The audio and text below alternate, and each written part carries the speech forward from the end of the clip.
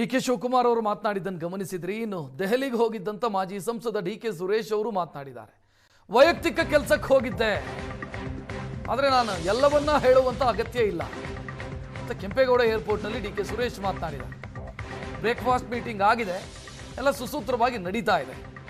ನಾಳೆ ಮತ್ತೊಂದು ಮೀಟಿಂಗ್ ಇದೆ, ಎಲ್ಲವೂ ಒಂದು ಹಂತಕ್ಕೆ ಬರುತ್ತೆ ಅಂತ ಅಧಿಕಾರ ಹಂಚಿಕೆಯ ಬಗ್ಗೆ ಡಿ.ಕೆ. ಸುರೇಶ್ ಮಾತನಾಡಿದ್ದಾರೆ.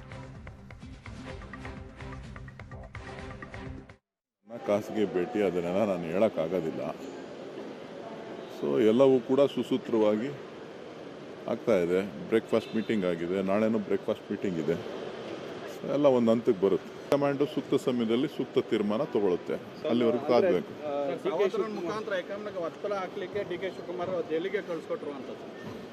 ಅದು ನೀವು ಹೇಳ್ತಾ ಇರೋದು.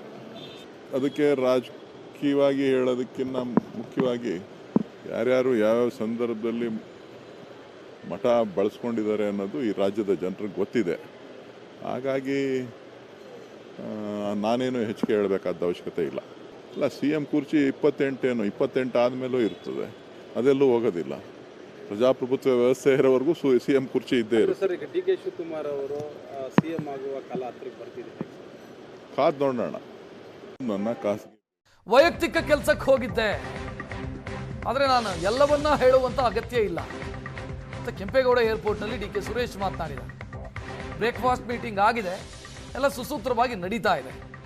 ನಾಳೆ ಮತ್ತೊಂದು ಮೀಟಿಂಗ್ ಇದೆ, ಎಲ್ಲವೂ ಒಂದು ಹಂತಕ್ಕೆ ಬರುತ್ತೆ ಅಂತ ಅಧಿಕಾರ ಹಂಚಿಕೆಯ ಬಗ್ಗೆ ಡಿ.ಕೆ. ಸುರೇಶ್ ಮಾತನಾಡಿದ್ದಾರೆ. ಖಾಸಗಿ ಭೇಟಿ ಅದನ್ನೆಲ್ಲ ನಾನು ಹೇಳೋಕ್ಕಾಗೋದಿಲ್ಲ.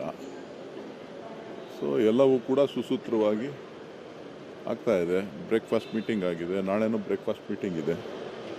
ಎಲ್ಲ ಒಂದು ಹಂತಕ್ಕೆ ಬರುತ್ತೆ. ಕಮಾಂಡು ಸೂಕ್ತ ಸಮಯದಲ್ಲಿ ಸೂಕ್ತ ತೀರ್ಮಾನ ತಗೊಳುತ್ತೆ, ಅಲ್ಲಿವರೆಗೂ ಕಾದಬೇಕು.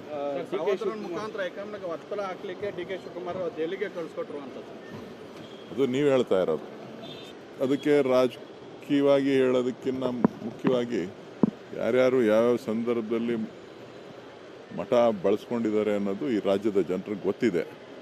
ಹಾಗಾಗಿ ನಾನೇನು ಹೆಚ್ಚಿಗೆ ಹೇಳಬೇಕಾದ ಅವಶ್ಯಕತೆ ಇಲ್ಲ.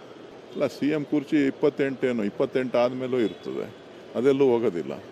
ಪ್ರಜಾಪ್ರಭುತ್ವ ವ್ಯವಸ್ಥೆ ಇರೋವರೆಗೂ CM ಕುರ್ಚಿ ಇದ್ದೇ ಇರುತ್ತೆ. ಡಿ.ಕೆ. ಶಿವಕುಮಾರ್ ಅವರು CM ಆಗುವ ಕಾಲ ಹತ್ತಿರಕ್ಕೆ ಬರ್ತಿದೆ, ಕಾದ್ ನೋಡೋಣ.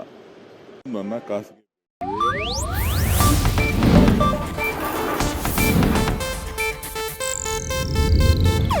ಇದು ಏಷ್ಯಾನೆಟ್ ನ್ಯೂಸ್ ನೆಟ್ವರ್ಕ್ ಪ್ರಸ್ತುತಿ.